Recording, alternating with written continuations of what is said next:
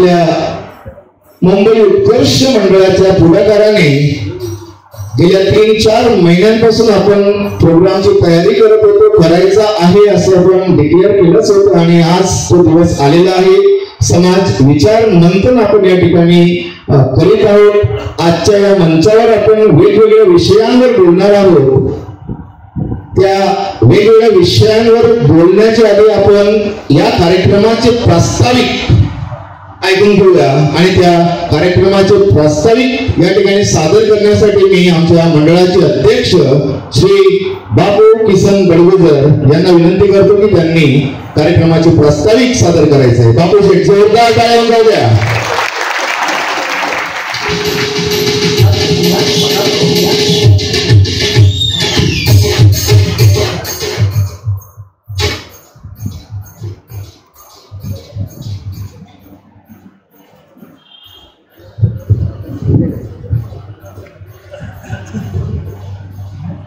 नमस्कार मंडळी. आपण सर्व आलेल्या प्रथमतः मी संपूर्ण गावागावातून आणि शहरातून राज्यातून आलेल्या सर्व समाज बांधवांचं भगिनींचं प्रथमतः मी स्वागत करतो. मित्र हो हा तो कार्यक्रम आहे. या कार्यक्रमाची जवळपास सर्वांना कल्पना असेलच की आपण दिवाळी दर्शनचं समारंभ कडोली गावामध्ये घेतला होता. शहराकडून गावाकडे झाला. ही संकल्पना बडगुजर उत्कर्ष मंडळाची आहे आणि दर्शनच्या माध्यमातून आपण वेगवेगळ्या गावांमध्ये शहरांमध्ये आपण वेगवेगळ्या प्रकारचे कार्यक्रम आपण आजपर्यंत घेतलेले आहेत, घेत आहोत आणि याच्या पुढेही घेऊ. तर कडोलीच्या कार्यक्रमामध्ये आपण डिक्लेअर केलेलं होतं की लवकरच आपण समाज हिताचा एक कार्यक्रम 4 ते 5-6 महिन्यामध्ये आपण घेणार आहोत आणि त्याच उद्देशाने आजचा हा कार्यक्रम म्हणजे विचार मंथन. याच्यामध्ये आपण जवळपास 2-3 महिन्यापासून कार्यकर्ते याच्यामध्ये काम करत होते आणि याचा जो उद्देश आहे तो उद्देश म्हणजे कुठल्याही व्यक्तीच्या किंवा कोणाच्याही याच्यातला नसून हा फक्त आणि फक्त समाज हिताचा कार्यक्रम आहे. याची कल्पना आपण बऱ्याचशा संपूर्ण कार्यकर्त्यांना, समाज कार्यकर्त्यांना, मंडळांना यापूर्वीही दिलेली आहे आणि त्यांनाही ते माहिती आहे. आज तुम्हाला सांगावंसं वाटतंय की बडगुजर उत्कर्ष मंडळ आज या मंडळाचा सुवर्ण महोत्सव आहे. 50 वर्ष या मंडळाला पूर्ण झाली. सर्वांनी एकदा जोरदार टाळ्या.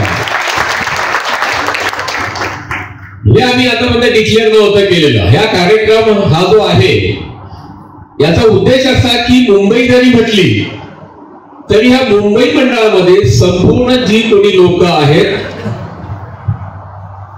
ही आपल्या ग्रामीण भागातली आहेत.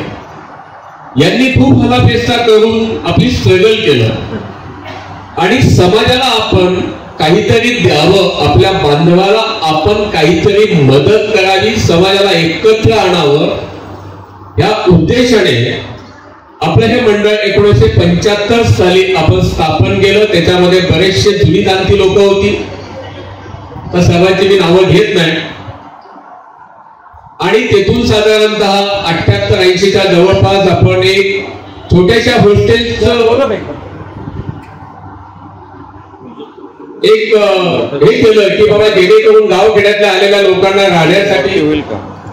आणि हळूहळू जवळपास त्या हॉस्टेलमध्ये माझ्या मते 350 ते 372 वेगवेगळ्या खेड्यापाड्यातील समाज बंधू त्या बोर्डिंगच्या माध्यमामधून राहून गेले आणि आज त्यांचा विकास झाला, उत्कर्ष झाला.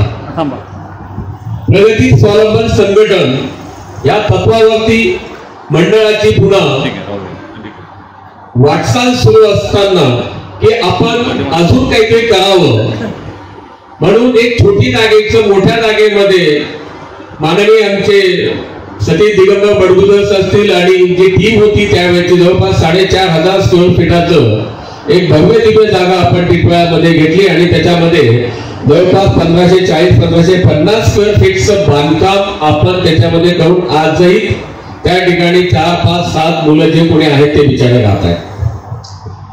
सतत मंडळाचा उद्देश हाच होता की एकमेकात सहाय्य करू, अभय धरू, सुपंत. आणि त्याच प्रोटोकॉलवरती बडगुजर समाज उत्कर्षाचे जे कोणी अध्यक्ष असतील त्याच प्रोटोकॉल प्रमाणे काम करत आहेत, करतायत आणि या पुढे करतील. मग समाजाला आपण काय दिलं पाहिजे?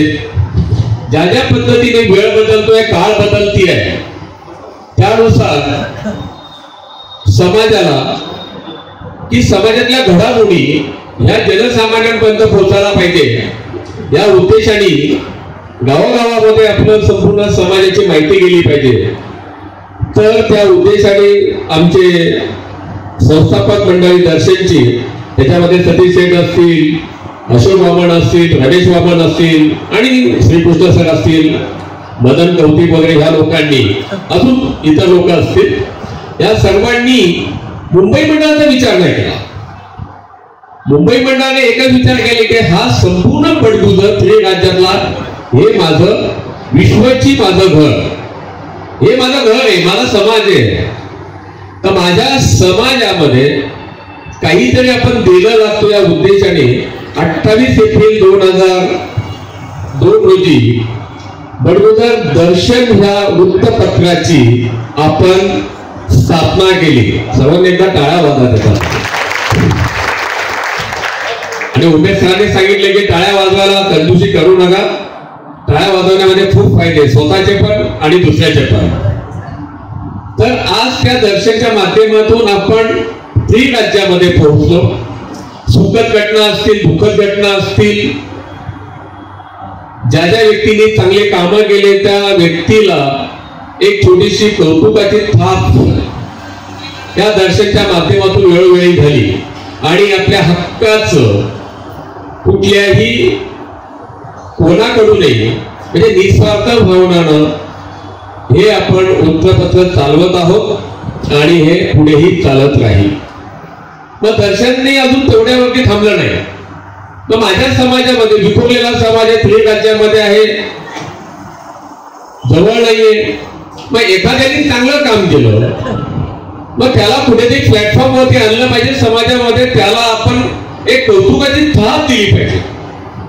हे माझ्या मंडळाने, उत्कर्ष मंडळाने माझ्या घरासाठी, माझ्या समाजासाठी एक समाज गुणगौरव पुरस्काराचं एक प्रयोजन केलं. आणि आपण दरवर्षी म्हणजे आजपर्यंत 23 वर्षामध्ये अविरतपणे हे काम करतोय.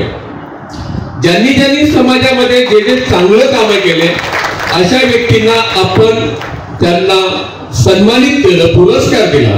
एखादी शेतकरी असेल, त्या शेतकऱ्याने काहीतरी उत्पन्न घेतलं, त्याने कमी जमिनीमध्ये आधुनिक याचा उपयोग केला, त्याला आपण शेती पुरस्कार. समाजामध्ये चांगलं काम केलं, समाजसेवक बनवून दिलं. अशा अनेक पद्धतीने आज मुंबई मंडळ काम करत आहे आणि या पुढे करेल. एवढ्यावरती माझं मंडळ थांबलं नाही, आपलं मंडळ थांबलं नाही. इंटरनेटचा जमाना आला, मग काहीतरी डिजिटल झालं पाहिजे. पण डिजिटल करताना आपण एक बडगुजर.in ची आपण एक निर्मिती केली आणि ती आजही चालू आहे, काही जण ती करतायत. त्याच पद्धतीने डिजिटल वधूवर मेळावा ही आपण त्यावेळेस एक आगळ्या वेगळ्या पद्धतीने घेतला. त्यावेळेस आमचे मित्र राजेंद्र भालचंद्र सर वगैरे मला वाटतं अध्यक्ष होते ठाण्याला, तर त्यांच्या आणि माननीय आबासाहेब पण होते ठाण्याला. तर त्यावेळेस आपण एक डिजिटल वधूवर मेळावा कसा असतो आणि त्याच्यामध्ये मला वाटतं 450-500 लोकांनी तो त्याचा आनंद घेतला, उपभोग घेतला वगैरे वगैरे. त्याच पद्धतीने महत्वाचं गिनीज बुक मध्ये नाव. बरं, एवढंही नाही, मग समाजाला आम्ही काहीतरी केलं लागतो. आज मी थोडस म्हणजे नेहमी चांगला बोलतो, पण थोडं असेल तर फक्त समजून घ्या, मला कोणालाही काही पर्सनली बोलायचं नाही. मग एवढंच करून आपण थांबलो नाही. मग समाजाला मला काय दिलं पाहिजे, नुसतं एवढं करून होईल का? मग अनेक लोकांचं जे काही असेल त्याच्यामध्ये सहकार्य करून वगैरे मुंबई मंडळाने पुढाकार करून महाराष्ट्र राज्याचं योगदान म्हणजे ओबीसी साठी सर्वात मोठं योगदान आहे. त्याच्यासाठी एकदा टाळावाजा कंजूसी करून म्हणजे त्याच्यामध्ये दिग्गज सुधीर भाऊ असतील, माधवराव असतील वगैरे सगळेच होते. पण योगदान त्या मानाने मुंबई मंडळाचं आमचे रमेश शेठ असतील, सतीश शेठ असतील वगैरे वगैरे. एक आपण समाजाचं ऋणी आहोत, समाजाला आपण काहीतरी दिलं पाहिजे याच भावनेने आपण नेहमी काम केलं पाहिजे. हा उद्देश सदैव उत्कर्ष मंडळाचा आहे, राहील आणि अशा पद्धतीने त्याच्यातूनच आपण हा आजचा सुद्धा समाज विचार मंथन कार्यक्रम हा त्याचंच एक स्वरूप आहे, प्रतीक आहे. आम्ही बऱ्याचशा वेळेस ऍड केलं की हा समाजाचा कार्यक्रम आहे, समाजासाठीचा आहे, समाज हिताचा आहे. आज या समाजामध्ये अनेक समस्या आहेत, प्रत्येकाच्या घरामध्ये समस्या आहेत. फक्त त्या कुठेतरी प्लॅटफॉर्म वरती आल्या पाहिजेत, बोललं पाहिजे, त्याच्यावरती विचार विनिमय केला पाहिजे आणि त्याच्यावरती सोल्युशन आपण दिलं पाहिजे, काढलं पाहिजे. आपण मागे बोलतो, मी कोणाची नावं घेणार नाही. मला या 18 दिवसामध्ये माझ्याकडे एवढे व्हॉट्सअप वरती लिखित आलेले, आम्ही त्याच्या म्हणजे प्रिंट सुद्धा काढून आणलेले आहे. लग्न होते ते आता संपूर्ण मान्यवर बोलतीलच, पुढे लग्न टिकत नाहीये, XYZ खर्च करत नाही, 50 लाख रुपये फॅकल्टीला मागतोय वगैरे वगैरे. हे सगळं आता तुमच्यातून आपल्याला काढायचंय. या सगळ्या समस्या कुठेतरी आपण ऐकून की बाबा हे माझ्या गोरगरिबाच्या मुलाला मुलगी मिळत नाही, हे सगळ्या गोष्टी लक्षामध्ये ठेवून आपण हा आजचा विचार मंथन कार्यक्रम घडून आणलेला आहे.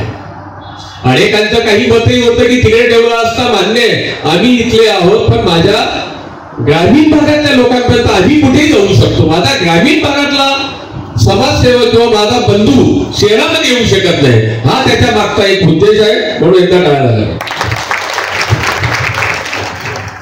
मंडळाची नेहमी एक आमची हे आहे की आपण कुठलेही काम करतो तर if you want to walk fast walk alone, but if you want to walk far work together. मला एकट्याला चालायचं असेल तर मी नेहमी फास्ट चाललं पाहिजे, पण मला जर इतरांना म्हणजे पुढे जायचं असेल, प्रगती करायची असेल तर मला सर्वांना सोबत घेऊन चाललं पाहिजे. हीच भावना आम्ही जोपासत आहोत आणि यापुढेही जोपासू. सर्वांनी एकत्रित येणं, चालणं, समाजाचा विकास करणं मंडळ सतत प्रयत्नशील आहे आणि त्या विचारातूनच हा आपला तुमचा सर्वांचा एक विचार मंथन आगळा वेगळा कार्यक्रम तर मी थोडक्यात प्रास्ताविक तुम्हाला सादर केलं. थोडस एकच मिनिटं घेतो आणि थांबतो की थोडस मी एक मनोगत मला बोलायचं होतं की आज रोजी समाज म्हटला म्हणजे अनेक विचार, अनेक नाना विद्रूप असलेले एक सामाजिक संघटन. समाजाची रचना निसर्गाने केलेली आहे की प्रत्येक जीव हा समाजप्रिय प्राणी आहे. आपण समाजाशिवाय जगण्याची कल्पना देखील करू शकत नाही. तर समाजाच्या व्यतिरिक्त तुमचे आयडेंटिफिकेशन नाहीये. आज आपल्या बडगुजर समाजाचा विकास होतोय, खूप होतोय. मी असं म्हणत नाही की समाज मागे आहे, समाज खूप पुढे आहे, खूप पुढे. आणि आपण दुसरं लागण्यासाठी प्रगती आपण साधत आहोत. शैक्षणिक असेल, आर्थिक असेल, सामाजिक असेल, राजकीय क्षेत्रामध्ये पण आपण उत्तुंग प्रणाली घेत आहोत, विकास साधतो आहे. याचा प्रत्यय इथे बसलेल्या सर्वांना आपल्या समाज बंधूंना आहे. आज आपण समाज संघटनाविषयी बोलताना दिसतो, पण समाज संघटन कमी दिसून येत आहे. येवे दावे खूप आहेत, राग द्वेष आहे. तर याचं प्रमाण कुठेतरी आपल्याला थांबवलं पाहिजे. हे संवाद आद्य कर्तव्य आहे. आणि विशेषतः माझी विनंती आहे की जिथे योग्य असेल तिथे त्या माणसाने आपल्या हृदयावरती हात ठेवून बोललं पाहिजे. हा स्वभाव पहिल्यांदा आपल्याला सर्वांना क्रिएट करणं खूप इम्पॉर्टंट आहे. हे मला सांगणं एक आवर्जून वाटतंय. आज आपण अनेक विषयांवरती चर्चा करणारच आहोत. सगळी समाजातला विकासात्मक मुद्द्यावरती चर्चा करताना आपण आज सर्व समाजातील संघटन मंडळे जरी विरक्त असलो तरी आपल्या सर्वांचा हेतू उदात्त आणि प्रामाणिक आहे, तो म्हणजे समाजसेवा. आज ही समाजाची विचारधारा एकाकडून दुसऱ्याकडे पोहोचताना विचारांचा फरक नक्कीच दिसून येतो, पण यामागचा हेतू हा उदात्त आहे, तो म्हणजे सामाजिक विकास हाच आहे. फरक एवढाच आहे की सुरुवातीला हा विचार प्रवाह कोण समाजात आणतो आणि मांडतो त्यासाठी उत्कर्ष मंडळ नेहमी पुढाकार घेतो, त्याच्यासाठी पण एकदा टाळावा.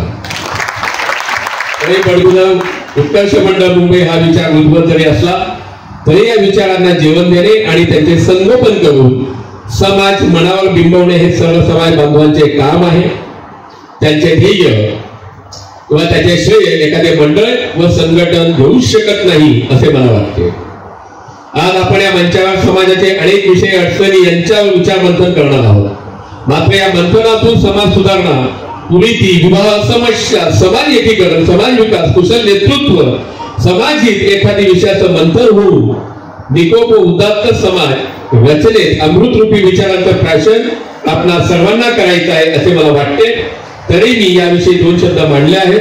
याच मार्गाने जर आपण चालत राहिलो तर एक दिवस नक्कीच आपण आपला बडगुजर समाज इतर समाजांना देखील दीपस्तंभाप्रमाणे मार्गदर्शक ठरेल असे मला वाटते. एवढं बोलून मी माझं प्रास्ताविक संपवतो. जय हिंद, जय महाराष्ट्र.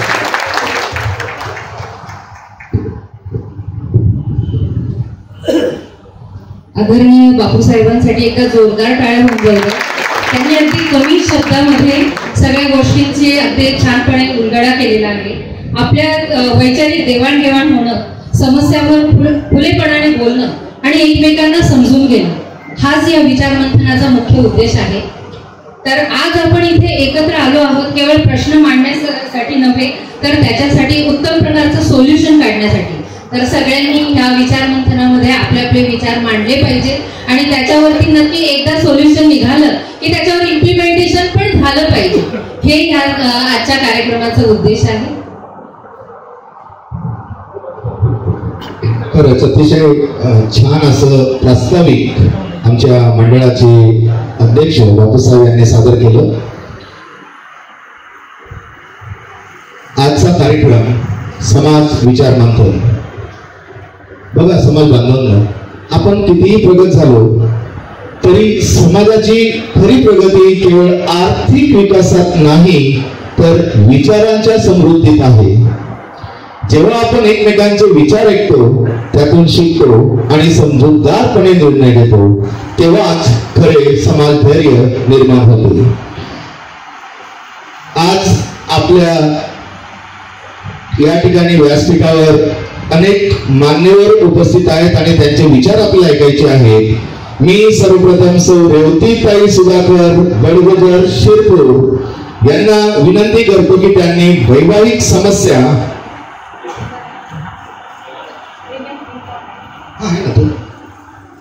आणि महिलांबाबत विचार आपण या ठिकाणी सादर करायचा आहे. आपले मनोगत आपण या ठिकाणी सादर करायचं आहे. मित्रो, आज फक्त ऐकायचं नाहीये, आपल्याला याच्यानंतर ती कृतीही करायची. मंथन म्हणजे विचार जे आपल्याला येतील त्यातून आपण फक्त ऐकून घरी जायचं नाही, कृती करायची, उपाय शोधायचे आणि तसं आपण समाजाला दिशा देण्याचा प्रयत्न नेहमी करत राहायचा. तरच आपल्या या आजच्या कार्यक्रमाचं जे काही उद्दिष्ट आहे ते साध्य होईल. धन्यवाद. रेवतीताई.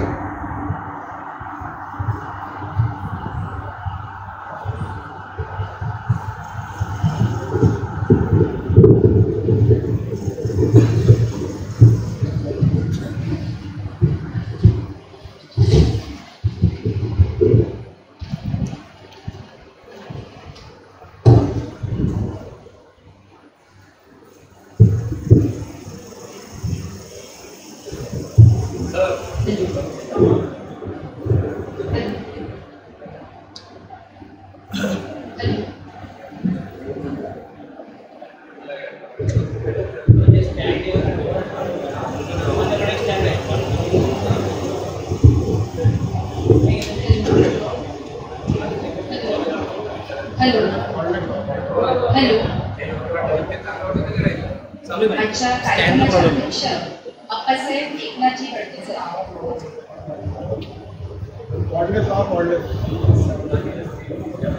आजच्या कार्यक्रमाचे अध्यक्ष अप्पासाहेब एकनाथजी बडगुजर. व्यासपीठावरील अतिथी श्री मुरलीधरजी पाटील, श्री विजयजी बडगुजर. आजच्या कार्यक्रमासाठी खास वक्ते म्हणून लाभलेले श्री अमोलजी कुलकर्णी, डॉक्टर प्राध्यापक श्री शांतारामजी बडगुजर.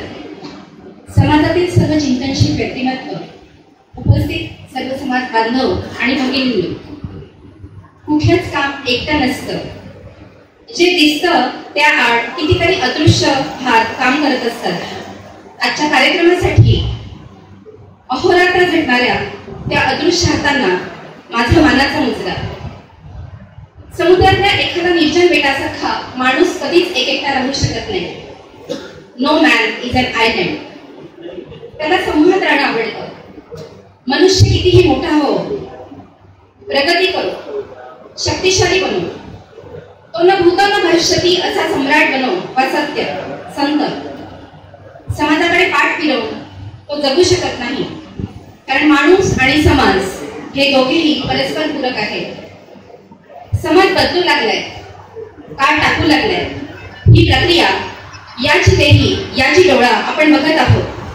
पण त्याबरोबरच कितीतरी समस्या आजपासून आपल्यासमोर उभे आहेत आणि त्याकडे दुर्लक्ष करून आपल्याला चालणार नाही. विस्कळीत होऊ पाहणारी समाज व्यवस्था, संस्कृतीचे वाजलेले 3 तेरा, समाजातील अनिष्ट चालीरीती, विवाह विषयक समस्या, ज्येष्ठ नागरिकांच्या वाट्याला येणारं एकटेपण, मोबाईलच्या मिठ्यात अडकलेलं बालपण, तरुणांमधली व्यसनाधीनता, स्त्रियांचं शारीरिक आणि मानसिक आरोग्य आणि त्यातून येणारं नैराश्य, आत्महत्या, महिलांची डिजिटल साक्षरतेविषयी अनास्था, या आणि अनेक समस्या कमी अधिक प्रमाणात उग्र रूप धारण करू लागल्या. आज बडगुजर समाज दर्शन या मुखपत्राचं वर्धापन दिनाचं औचित्य साधून बडगुजर समाज उत्कर्ष मंडळाने विचार मंथन सोहळा जो आयोजित केलेला आहे, तो समाज उत्कर्षाच्या दिशेने टाकलेलं एक महत्वाचं पाऊल आहे असं मला वाटतं. समाज बांधवांनो आणि भगिनींनो, या भारतभूमीवरील जे जे काही सुंदर असेल, पवित्र असेल, मंगलमय असेल, तर ती पहिली म्हणजे भारताची संस्कृती आणि दुसरी म्हणजे भारतीय स्त्री. वेदमंत्रांचा जयघोष जिथे नित्य निनादत होता, वेदांच्या ऋचांचं पठण जिथं होत होतं आणि विद्वत्ता जिथं पाणी भरत होती, अशा भारतीय परंपरेत स्त्री शिक्षणाला कधीही बंदी नव्हती. वेदकाळात घोषा, विश्ववारा, लोकमुद्रा या विदुषी होऊन गेल्या. त्या अर्थशास्त्र आणि वैद्यकशास्त्रात निपुण होत्या. गणिततज्ञ लीलावती, गार्गी या गणिततज्ञ होत्या आणि कैकेयी ही युद्ध निपुण होती. यांचा खास करून आपल्याला उल्लेख करावा लागेल. पण त्यानंतर इसवी सनापूर्वीच स्त्रीचं शिक्षण थांबलं आणि 1800 वर्षाच्या काळ्याकुट्ट अंधारानंतर एक अंधुकसा प्रकाश किरण दिसायला लागला फुले दाम्पत्याच्या रूपानं. पाश्चात्य जगातल्या महिलाही घराबाहेर पडल्या ते दुसऱ्या महायुद्धाच्या नंतर. अमेरिकेत मोठ्या संख्येने पुरुष युद्धभूमीवर लढत असताना कारखाने आणि इतर आघाड्यांवर मनुष्यबळ कमी पडू लागलं. अगदी त्याच वेळेला वी कॅन डू इट म्हणत महिलांनी सर्वच आघाड्या यशस्वीपणे सांभाळल्या. त्या मागोमाग विकसित देशांमधलं हे चित्र उर्वरित देशात पसरायला वेळ लागला नाही. संघर्षातून मिळालेलं हे यश अखिल स्त्री जातीला आशेचा किरण दाखवणारं ठरलं. माणसात वावरणारी, आपलं मत कधीही व्यक्त न करणारी, घाबरट भेदरट स्त्री ताठ मानेने, सन्मानाने आणि विश्वासाने आज जगत आहे. भारतात सांस्कृतिक दैवत्व पण व्यवसायात गौणत्व या भिन्न टोकाच्या भूमिका महिलांच्या वाट्याला येऊनही महिला डॉक्टर, इंजिनियर, खेळाडू, फिजिओथेरपिस्ट, डॉक्टरेट, पशुवैद्यकीय अधिकारी म्हणून आज काम करत आहेत. 16व्या शतकातला इटालियन तत्वज्ञ म्हणतो की आपण कोणालाच कधीच काहीच शिकवू शकत नाही, पण आपल्या आजूबाजूच्या घटनांचा, व्यक्तिमत्वाचा, एखाद्या व्यक्तीचा त्याच्या अंतरंगात भाग पाडायला ते आपल्याला प्रेरणा देत राहतं. अनेक प्रश्नांचा उत्तर शोधणाऱ्या समाजाला आपल्या आजूबाजूची उदाहरणं प्रेरणा देत असतात. झारखंडच्या जमशेदपूर पासून 60 किलोमीटर अंतरावर असलेलं एक गाव. या गावाच्या आजूबाजूला 100 हेक्टर जमिनीवर दाट जंगल पसरलेलं आहे. या घनदाट जंगलाला वनमाफियांनी धोका आहे हे कळल्यावर कांदोनी सारेन नावाची स्त्री पुढे सरसावते. 40-45 बायकांचा टीम ती तयार करते. हातात तिरकांठे, खंजीर की पारंपरिक शस्त्रे घेऊन त्या रणरागिणी जंगलात गस्त घालतात आणि आश्चर्य म्हणजे त्यांच्या दहशतीने वनमाफिया थरथर कापतात. त्यांच्यातलं हे दुर्गेचं रूप बघून श्रीरामांना आणि कृष्णालाही मला काहीतरी सांगावंसं वाटतं. तुझ्या पदस्पर्शाने माझा उद्धार होईल म्हणून कुठा शिळा बनून तुझी वाट बघू मी. माझी लाज राखशील, मला वस्त्र पुरवशील म्हणून कुठं तुझा धावा करू मी. आता माझं मला सावरलं पाहिजे. आता मीच दुर्गा झालं पाहिजे. भगिनींनो, जगातील सर्व दुःख, निराशा आणि संकट आपल्या वाट्याला आली तरी आपण त्याचा नेटाने सामना कसा करायचा असतो हे मी तुम्हाला या आधीच्या मगाशी सांगितलेल्या प्रसंगातून सांगितलेलं आहे. एका दुसऱ्या गोष्टीकडे आपण जातोय. अगदी आपल्यातलीच एक मुलगी सुमेधा, IT इंजिनियर, हैदराबादला कॅम्पस सिलेक्शन झालेली. आई वडील, सुमेधा सर्वात खुश. सुमेधासाठी मुंबई पुण्याला जॉब करणारा परदेशस्थ असेल तर उत्तमच असा मुलगा शोधायचा असं आईवडिलांना, या विषयावर आईवडिलांचं एकमत झालं. सुरुवातीला सुमेधाला कंपनीकडून राहायला हॉटेल मिळालं. मग ती PG मध्ये मैत्रिणींसोबत शिफ्ट झाली. मोठी कंपनी, 5 दिवसांचा आठवडा, फिरणं हिरणं. सुरुवातीला सगळंच कसं छान वाटायला लागलं. पण हळूहळू तिथलं जेवण, तिथलं कॉर्पोरेट क्षेत्रातली चढाओढ, कामाचा प्रचंड ताण, कुटुंबापासूनचं अंतर, डोळे दिपवून टाकणारे मॉल्स, वाहतुकीची कोंडी आणि या विख्यात अडकलेला माणूस, जगण्याचा सूर शोधण्यासाठी गेलेला माणूस त्या ठिकाणी बेसूर झालेला तिला वाटायला लागलं. आपली माती, आपलं कुटुंब, त्यांच्यापासून असं दूर राहणं तिला आता असह्य होऊ लागलं. अशातच आईवडिलांनी तिच्यासाठी एक छान स्थळ शोधलं. सुमेधाचा नाही म्हणण्याचा काही प्रश्नच नव्हता, कारण मुलगा परदेशस्थ होता. पण सुमेधाने या स्थळाला स्पष्टपणे निकार दिला. मला सगळी नाती हवी आहे, सगळ्यांच्या सोबत मला राहायचंय.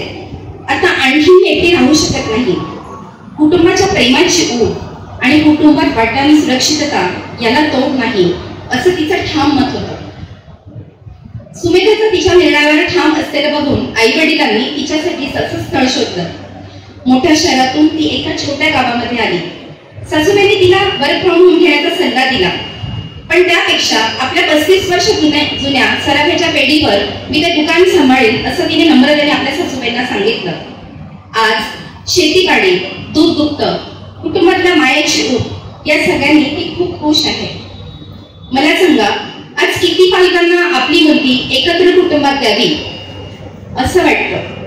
आज गावाकडे शेती आहे, छोटे मोठे व्यवसाय करणाऱ्यांचे स्वतःचे बंगले आहेत, 4 चाकी गाड्या आहेत, त्यांची मुलं पंचतारांकित शाळेतही शिकतात. शेती व इतर उद्योगधंदे करणाऱ्यांना दुय्यमपणे बघणं कितपत योग्य आहे? गावाकडे असलेली माणुसकी, शुद्ध हवा, ताजा भाजीपाला मोठ्या शहरात अभावानेच आढळतो. मोठ्या शहरातली खेळ संस्कृती, त्यातून येणारा एकटेपणा, त्यात आई कमवती असेल तर विचारायलाच नको. छोट्या मुलांच्या नशिबी येणारं पाळणा घर, आजी आजोबांच्या उद्दार प्रेमाला पारखी झालेली छोटी बालकं, एकटेपणामुळे मोबाईल आणि पबजीच्या व्यसनात ओढली जाणारी मुलं, महिलांच्या नोकरीतील व्यस्ततेमुळे अतिथी देवो भव या आपल्या संस्कारांना पडत चाललेला विसर. एकत्र कुटुंब पद्धती मात्र हे सर्व प्रसंग एकत्र कुटुंब पद्धतीमध्ये या साऱ्या प्रश्नांचा उकल आहे असं मला वाटतं. पण त्यासाठी थोडा वेगळा विचार आपण करायला हवा. सोच को बदलो, सितारे बदल जाएंगे. नजर को बदलो, नजारे बदल जाएंगे. कश्तियां बदलने की जरूरत नहीं, दिशाओं को बदलो, किनारे अपने आप मिल जाएंगे. महिलांच्या समस्यापैकी उग्र रूप धारण करणारी आणखी एक समस्या म्हणजे महिलांचं शारीरिक आणि मानसिक स्वास्थ्य. टॉयलेट एक प्रेमकथा, पॅडमान हे महिलांच्या अडचणींचं वास्तव सांगणारे चित्रपट. आपल्या भारतीय परंपरेत पत्नीला पतीच्या सावलीची उपमा दिलेली आहे. पुरुष शोभून दिसतो त्याच्या पुरुषार्थाने, पण घर अंगण, सड्या रांगोळी, नाती गोती, रीतीभाती, लढा जिव्हाळा, कुळधर्म कुळाचार हे सगळं तळ्यात मळ्यात सांभाळते ती गृहिणी. आणि मग ती गृहिणी असेल नाहीतर ती अर्थार्जन करत असेल, या जबाबदाऱ्या ती सक्षमपणे सांभाळत असते. कुटुंबाच्या भल्यासाठी नाना तऱ्हेचे व्रतवैकल्य करणाऱ्या स्त्रिया आपण आपल्या आजूबाजूला गर्भवती स्त्री कुठलं व्रत करते असं आपण कधी ऐकलंय का? या बाबतीत महिलांमध्ये मॉडर्न वुमनचं आरोग्यही उत्तमच असेल असं अजिबात नाही. आरोग्य साक्षरतेच्या बाबतीत महिलांमध्ये कमालीची उदासीनता आहे असं माझं ठाम मत आहे. आजही छोट्या गावात गरीब कुटुंबांमधल्या बाई माणूस म्हटलं म्हणजे उरलं सुरलं पाण्यात घेणार. आवश्यक प्रथिना आणि व्हिटॅमिन्स कुठून मिळणार? तुकडी अंगावर काढणं, व्यायामाचा अभाव, ॲनिमिया, मोनोपॉज या तक्रारी बऱ्याच महिलांमध्ये आढळतात. घड्याळाच्या काट्यावर चालणाऱ्या स्त्रिया 40 नंतर किमान वर्षातून एकदा तरी स्वतःची वैद्यक तपासणी करायला हवी हे वैद्यकशास्त्र आम्हाला सांगतं. पण स्वतःसाठी वेळ नाही ही स्त्रियांची शोकांतिका आहे. स्तनांचा एक्सरे, पॅच स्मिअर टेस्ट, गर्भाशयासंबंधीचा कर्करोग तपासणी, बोन डेन्सिटी टेस्ट, हाडांमधलं कॅल्शियमचं प्रमाण, रक्तदाब, मधुमेह, कॅलेस्ट्रॉल, वजन वाढणं या असंख्य चाचण्या महिलांनी जर वेळेवर केल्या. काही दिवसांपूर्वी महेश मांजरेकरांनी दिग्दर्शित केलेला जुना फर्निचर हा चित्रपट आपण सगळ्यांनी बघितलाच असेल. खरं तर तो तरुणाईने बघायला हवा. आजची तरुणाई खूप स्मार्ट झाली आहे. ते इमोशनल नाही, ते प्रॅक्टिकल आहे. त्यांना स्पेस हवी आहे, तीही आपल्या जन्मदात्या आई बाबांपासून. विभक्त कुटुंब पद्धती हा त्याचाच परिपाक. वैद्यकीय महिलांची भूमिका टोकाची असते. नोकरीच्या निमित्ताने आई वडिलांपासून दूर राहत असाल तरी किमान 2 वेळा तरी आई वडिलांशी फोनवर बोललं पाहिजे. जुनं फर्निचर हा चित्रपट बघायला हवा तो यासाठीच. आयुष्यभर आपल्यावर संस्कार करणारे आपले आई वडील, आपल्यासाठी खस्ता करणारे आपले आई वडील कितीही मोठं झालं तरी तरुणाईने त्यांना विसरता कामा नये. गावात राहणारे हणमंतराव मुख्याध्यापक आणि सुमतीबाई शिक्षिका म्हणून रिटायर्ड. पेन्शनमुळे आर्थिक बाजू भक्कम ही आणखी एक गोष्ट सांगते. मुलगी जावई अमेरिकेत, मुलगा पुण्यात मल्टीनॅशनल कंपनीत. 2 दिवसांपासून मुलाचा फोन आला नाही म्हणून दोघंही खूप काळजीत होती. आईने फोन लावला आणि मुलाने फोन उचललाही.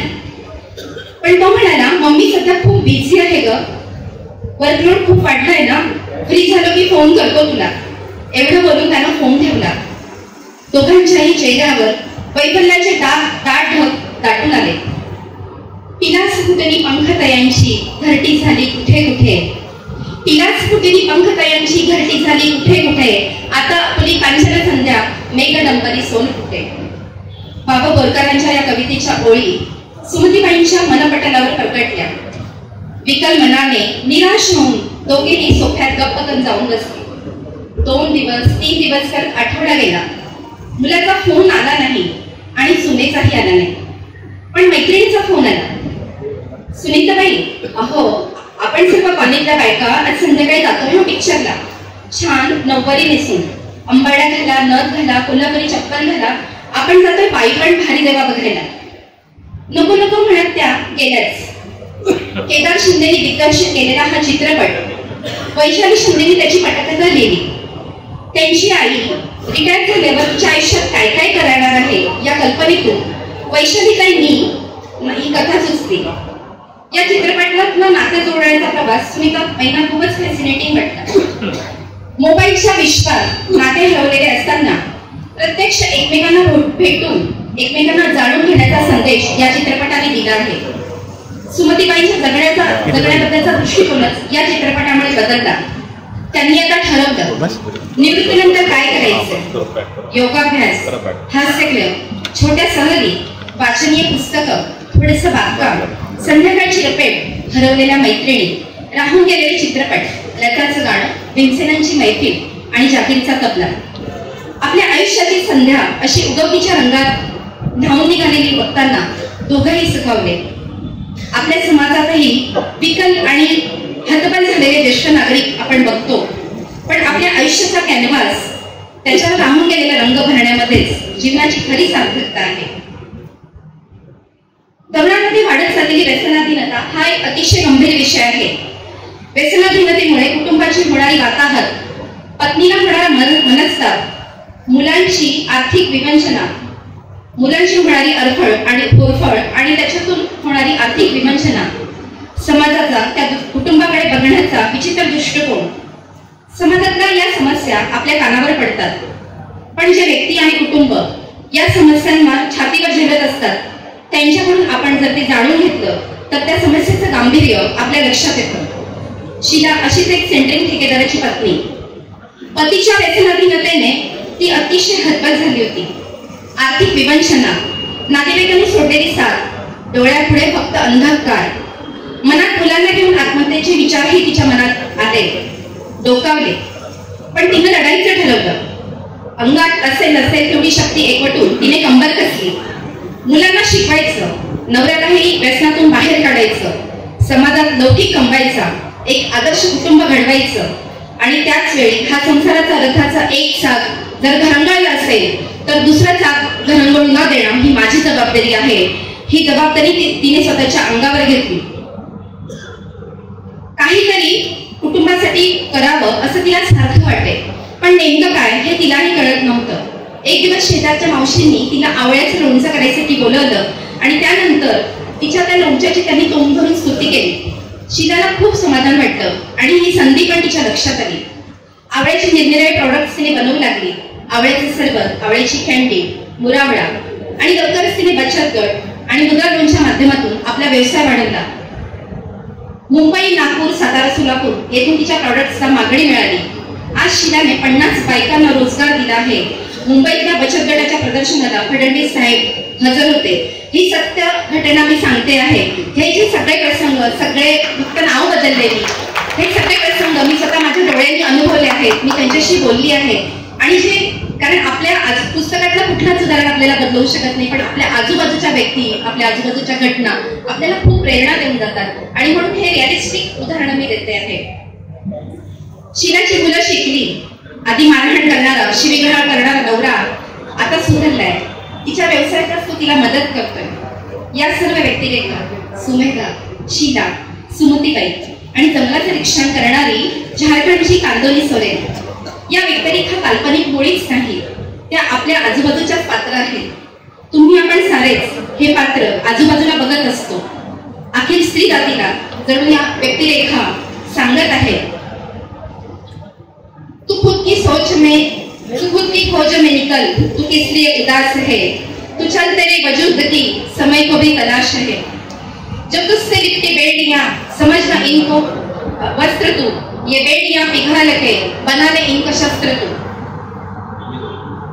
चरित्र जब पवित्र है तो क्यों है दशा तेरी, ये पापियों को हक नहीं कि ले परीक्षा तेरी. जला के भस्म कर इसे, जला के भस्म कर इसे जो क्रूरता का जाल है. तू आरती की लव नहीं, तू क्रोध की मशाल है, तू क्रोध की मशाल है. चुनर उड़ा के ध्वज बना, चुनर उड़ा के ध्वज बना, गगन भी कब कपाएगा. अगर तेरी चुनर उड़ी तो एक भूकंप आएगा, तो एक भूकंप आएगा. Thank you.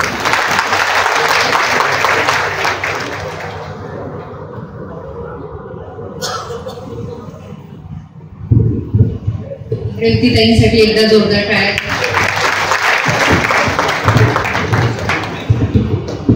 रेवतीताईंचे विचार केवळ मनालाच भिडले नाही तर ते अंतर्मुख करून गेले. स्त्री ही शक्ती आहे हे रेवतीताईंनी सांगून दिले त्यांच्या शब्दरूप समनात. आणि आपण समाज म्हणून पुढे जायचं असेल तर महिलांचा सन्मान, सहभाग हा आवश्यक नव्हे तर अनिवार्य आहे. हे आपल्या सगळ्या महिलांनी एकदा आपल्या अंतर्मनामध्ये ही भावना जागृत केली पाहिजे. याकरता रेवतीताईंकरता एकदा जोरदार टाळ्या द्यायच्या. 20 मिनिटं पब्लिक, 2 मिनिटं. धन्यवाद.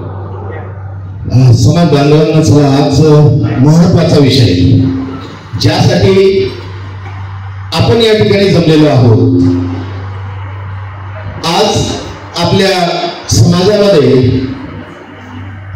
वैवाहिक समस्या भरपूर निर्माण झाल्या आहेत. प्रत्येक गावात, शहरात, कुटुंबात एक ना कोणीतरी असतं ज्यांच्या समस्या असतात. समाजामध्ये वैवाहिक समस्यांचे भरपूर काही असे आपले पॉइंट्स आहेत. जोडीदार निवड, कुंडली, नाळ जोडणे, जात, धर्म, समाज, सामाजिक पार्श्वभूमी, प्रेमविवाह, अरेंज मॅरेज आणि हे सगळं केल्यानंतरही ज्या काही समस्या निर्माण होतात त्याच्यावर आता आपल्याला मंथन करायचं आहे. आणि मंथन कोण करणार? समाज बांधव करणार. समाज बांधव म्हणजे आज ज्या या ठिकाणी उपस्थित आहेत ते सर्व या ठिकाणी वैवाहिक समस्या आणि उपाय यांच्यावर मी तुमच्यापर्यंत पोहोचणार आहे आणि तुम्हाला तुमचे विचार या विषयावर मांडायचे, फक्त या विषयावर. त्यासाठी वैयक्तिक आपला किंवा आपला समस्या पर्सनल असतील कोणाचं नाव काही घ्यायचं नाही. विषय काय आहे, समस्या ज्या असतील त्या फक्त मांडायच्या आणि त्याच्यावर उपाय जर काही असतील तुमच्याकडे तर तेही सांगण्याचा प्रयत्न करायचा. असे आज या ठिकाणी एक गाव एक व्यक्ती, एक गाव एक व्यक्ती. समजा एका गावातून 5-6 आले असेल तर त्यापैकी एका व्यक्तीने बोलायचंय, तुम्ही तिथेच थांबायचंय, आम्ही तुमच्यापर्यंत पोहोचू आणि तिथे उभं राहूनच तुम्हाला बोलायचं आहे. लक्षात घ्या, प्रत्येकाला 3 मिनिटाची वेळ दिलेली असेल. 3 मिनिटात आपलं जे काही बोलणं असेल ते आपण त्या थांबवायचं. 2 ते 3 मिनिटामध्ये आपलं जे काही असेल ते बोलायचं. आणि या ठिकाणी बजल आहे, टिंग अशी वाजली म्हणजे आपण थांबायचं. या ठिकाणी तुम्हाला बजल दिला जाईल आणि तो बजल वाजला म्हणजे आपण आपलं जे काही मनोगत असेल ते थांबवायचं आहे. विषय हे बघा, बजल आहे आमच्याकडे. बजल वाजून दाखवा, वाजून दाखवा, वाजून दाखवा. अशी वाजवा. हा बस, 2-3दा अशी वाजली म्हणजे समजायचं की आपला वेळ संपला. चला तर मग वैवाहिक समस्या आणि त्यावरील उपाय. कॉर्डलेस माईक कुठे? जे मागे उभे आहेत त्यांनी आतमध्ये यायचंय, प्लीज बसून घ्या. आता तर विचार मंथन सुरू होत आहे, बाहेर उभे राहू नका. आपला हॉल भरलेला आहे, ऑफकोर्स काही ज्या जागा शिल्लक आहेत त्या ठिकाणी तुम्ही असं नसतं व्हायचंय. 1 मिनिट स्टार्ट. आदरणीय व्यासपीठ आणि ते नका, आपण डायरेक्ट विषयाला सुरुवात करा. तसं तर समाज बंधू भगिनींनो, आपण आज महत्वाचे विषय घेऊन या ठिकाणी विचार मंथन करण्यासाठी आलेलो आहोत. तुम्हाला हे माहिती आहे की आपल्या धर्मग्रंथामध्ये देव आणि दानव यांनी समुद्र मंथन केलं होतं.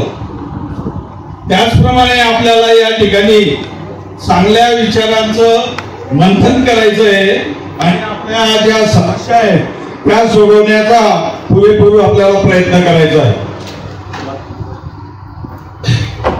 आता पहिलीची समस्या आहे, विषय आपला की समाजामध्ये ज्या विवाह समस्या आहेत त्या विवाह समस्याबाबत एक थोडक्यात मी आपलं मनोगत व्यक्त करीत आहे.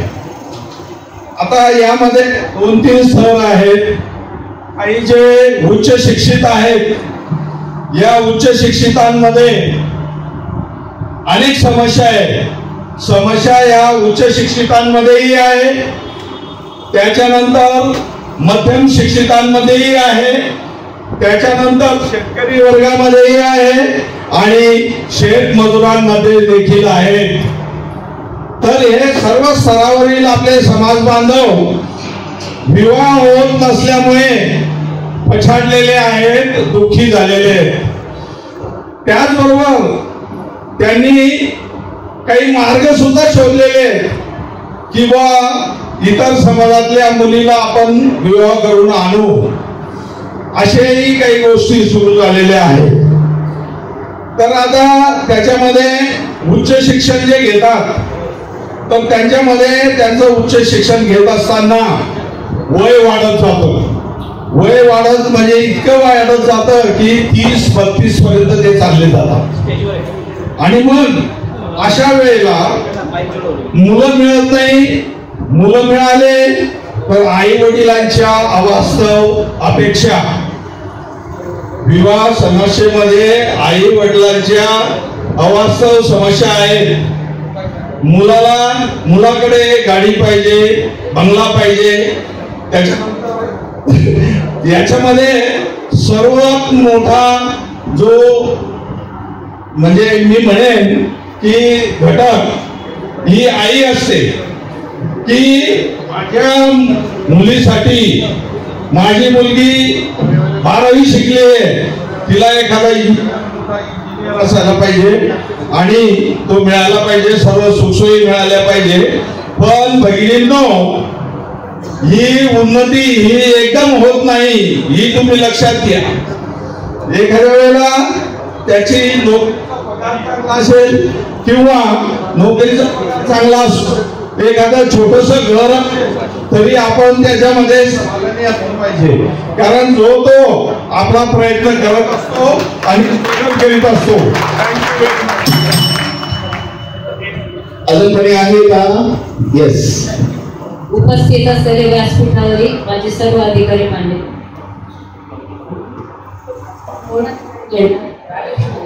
हे बघा माझ्या बंधू आणि भगिनींनो, माझ्यापेक्षा वरिष्ठ माझे वडील पण आहात, बंधू पण. मी एक सांगू इच्छिते की मी एक सामाजिक कार्यकर्ता आहे. जर एवढं मोठं व्यासपीठ कार्यरत 50 वर्षात पूर्ण झालेले आमच्या या मंडळाला आणि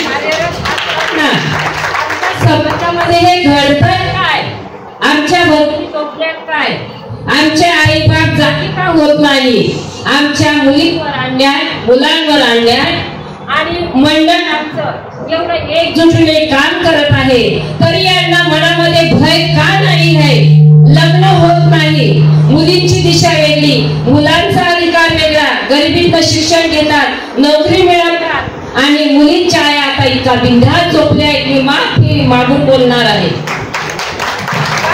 झोपतायत. अहो गरीब एका शेतकऱ्याच्या मुलाला तो इंजिनियर होतो, कलेक्टर होतो, डॉक्टर होतो, चीफ मिनिस्टर होतो आणि काय तुमच्या ख्वाहिश वाढल्यात. समोरच्या मुलाच्या आई बापाच्या डोळ्यात पाणी येतं जेव्हा तुम्ही सांगता आमच्याकडे काहीच नाही, फक्त मुलगी आहे. मुलगी जरूर द्या, पण जन्म दिलेल्याचा अधिकार आहे, दोघांना सामावून घ्या. हे माझी विनंती आहे सर्व माझ्या समाज बंधू आणि भगिनींना. हे समाजात का होतंय, मुलाचे वडील का मुली करता की माझा समाज टिकला पाहिजे म्हणून मुलीला उचलताय. हे लक्षात ठेवा. टाळ्या वाजवा जोरात. समाज माझा वाढला पाहिजे, घटला नाही पाहिजे म्हणून आज मुलीवाले चारित्र्यवान महिला आहे ती म्हणते हरकत नाही, मला फक्त गरिबाची मुलगी मिळाली तरी चालेल, मला तिचे आईबाप सुखी बघायचे, तिचं कुटुंब सुखी बघायचंय म्हणून ते हात वर करून मुलीला आम्हाला आश्वासन देऊन सांगते की ठीक आहे, आम्हाला मुलगी योग्य आहे, परंतु ही जी रचना ही खूप चुकीची आहे समाजासाठी. आपल्याला एक खंत वाटली पाहिजे की मुलीला जन्म देऊन आपण मुलीला अधिकार खर्च म्हणून का करू शकत नाही. अहो मुलं चिंतातूर झाले, लग्न झाले तरी मुलींना वाटतात सुखाने जातात, एक बाळाला जन्म देतात आणि माहेरी आई तिला धुसफूस करून सांगते समाजात असं चाललंय, समाजात तसं चाललंय आणि मुलीला हा पडा शिकवला जातो आणि मुलगी निमित्ताने भांडण करते सासू सासऱ्या सोबत, पती सोबत आणि बाळाला घेऊन माहेरी निघून येते. हकीकत आहे. माझ्या काळात माझे ते वक्ते माझ्याकडे प्रस्ताव मांडला, बंडूजरताई काहीतरी आम्हाला मार्ग द्या, दिशा द्या, मंडळामध्ये तुम्ही एवढं काम करतात, आमच्यावर खूप मोठा अन्याय होत आहे आणि त्यासाठीच ही आजची सभा आहे, त्यासाठीच सभा आहे म्हणून जागी व्हा, हृदयात घ्या की आम्ही काय करतोय, काय असं होतंय. आज आमचे दादा जुने कार्यकर्ते आहेत, त्यांच्या मनाला खंत वाटते, अशी तुम्हालाही वाटू द्या की हे घडलं नाही पाहिजे, माझा समाज टिकला पाहिजे, माझ्या गरीब मुलाला मुलगी मिळाली पाहिजे, माझी मुलगी सुखात राहिली पाहिजे. भगिनींना स्वप्न आयुष्यभरासाठी कसं बघा, पण जेणेकरून आई मुलाच्या आई वडिलांची झोप मोडत तरी प्लॅटफॉर्मवर जाऊन झोपताय, हे लक्षात घ्या. समाजात घडताय. पश्चाताप होतो त्यांना, शिकलेली मुलगी आणली म्हणून आई वडिलांचा दुरावा होतो, त्यांना घराच्या बाहेर काढलं जातं, त्यांना मानसिक टेन्शन दिलं जातं. असं का हो, या काचं उत्तर तुम्ही द्या आज या स्टेजवर, या व्यासपीठावर. आई चामुंडीला स्मरून करून आज तुम्ही शपथविधी द्यायचा आहे की समाजात असं घडलंच नाही पाहिजे. माझा सुंदर समाज, सुशिक्षित समाज हा असाच आनंदात आणि हसत खेळत राहिला पाहिजे. हे ध्येय जर आमचं जर तुम्ही का ठेवू शकत नाही, माझा प्रश्न आहे तुमच्याकडे. माझा प्रश्न आहे, सुंदर जगायचंय, आयुष्य माणसाचं किती हो, आधी 100 वर्ष मिळत होते, आता 50-60 मध्ये आटे येत आहेत. जर 40 वर्षाच्या मुलाचं लग्न झालं, 30 वर्षाची नवरी बाळ घेऊन घरी येते, 15 ते 20 लाख मागते आणि अन्याय नाही हा. कधी बाळाला जन्म द्यायचा, त्याचं शिक्षण कधी व्हायचं आणि त्याची नोकरी, त्याचा पगार कधी खायचा. हो माझे मायबाप आई-वडिलांनो सांगा मला तुम्ही, कधी घ्यायचा? मुलांनी जन्म दिलेल्या उपभोग आई वडिलांनी कधी घ्यायचा? हे प्रश्न बरेच कुटुंबात आहे आणि ते आमच्याकडे समस्या आलेल्या आहेत. म्हणून मी अधिकाराने बोलत आहे. मला मुलीवाल्याची ऑफर नाही की मुलावाल्याची नाही, वक्त म्हणून आज मी बोलत आहे. हे आपल्या हृदयात बसलं पाहिजे. कानाने ऐका आणि विचार करा. हे जर आमचे अध्यक्ष दादा आहेत, आमचे अप्पा दादा आणि सर्व आमची कमिटी, राज्यातील सर्व कमिट्या आणि माझे बंधू भगिनी शेतकरी वर्ग हे का आले तिथं? त्यांचं काहीतरी दुःखाचं निवारण होणार आहे म्हणून ते आज या व्यासपीठावर आले आहेत. आणि या व्यासपीठावर काहीतरी चांगलं घेऊन जा, चांगलं घेऊन जा. जे चुकीचे वागतात आणि त्यांच्यावर आढावा घाला. आमच्या हाताला हात द्या. तुम्ही समाजामध्ये चुकीच्या गोष्टी घडलेल्या जर नाही त्या मागं सरल्या तर आम्हाला बोलू नका. तुम्ही तुमची साथ हवी आहे, आम्हाला तुमची साथ हवी आहे. 15 ते 20 लाख रुपये कुठून द्यायचे मुलावाल्यांनी? आणि त्या मुलीवाल्यांनी 15-20 लाख रुपये घेण्यासाठीच मुलीला जन्म दिलाय का? मला याचं उत्तर पाहिजे. आज 25-30 वर्षात इंजिनियर होतो मुलगा, 5 वर्षात त्याचं 30 वर्ष वय होतोय. 5 वर्षात किती करोड कमवेल? 1 करोड कमवतोय का? मला उत्तर द्या. मुलांना आहेत का? युवा पिढी आलेली आहे का? कमवतो का? ज्या गरीब आई बापांनी शेतीत घाम गाडून कष्ट करून छोटस घर बनवलेलं आहे, छोटासा संसार मांडलेला आहे, 3 बाळांना जन्म दिलेला आहे. माझा मुलगा इंजिनियर म्हणून अभिमानाने आई बाप सांगतात. माझा मुलगा मुंबईला पुण्याला इंजिनियर आहे. आणि जर मुलीवाल्यांनी जर ही मागणी केली तर त्यांनी एवढा पैसा आणायचा कुठून मला सांगा? एवढं बोलून मी संपवते. मला अजून भाषण करायचं नाही. अतिशय छानपैकी विचार मांडले तरी नेक्स्ट हे सगळं घडण्यासाठी मी बदललं पाहिजे.